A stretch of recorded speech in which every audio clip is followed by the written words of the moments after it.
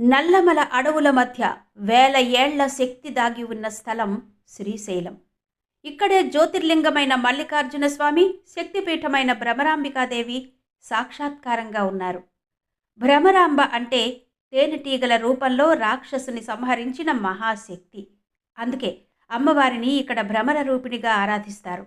శాతవాహనుల నుంచి విజయనగరాధీశుల వరకు ఎన్నో రాజవంశాలు ఈ ఆలయాన్ని మహాదేవాలయంగా తీర్చిదిద్దాయి. గర్భగుడిలోకి అడుగు పెట్టగానే గాలి కూడా పవిత్రమైందనిపించే ఆ అనుభూతి ఇక్కడి శక్తి ఎంత బలమైనదో చెబుతుంది. నల్లమల అఘోరులు, యోగుల తపస్సు ఈ ప్రాంతాన్ని మిస్టరీతో నిండిన శక్తి క్షేత్రంగా మార్చాయి. ఇక్కడి పర్వతాలు రాత్రిళ్ళు మంత్రధ్వనులు మోస్తాయని చెబుతారు. భ్రమరాంబ అమ్మవారిని ఒక్కసారి దర్శిస్తే మనసు శాంతితో నిండిపోతుంది, ఆశలు నెరవేరుతాయని భక్తులు చెబుతారు. నల్లమల అడవుల మధ్య వేల ఏళ్ల శక్తి దాగి ఉన్న స్థలం శ్రీశైలం. శ్రీశైలం భ్రమరాంబాదేవి పూర్తి చరిత్ర తెలుసుకోవాలంటే క్రింద లింక్ క్లిక్ చేసి పూర్తి వీడియో చూడండి.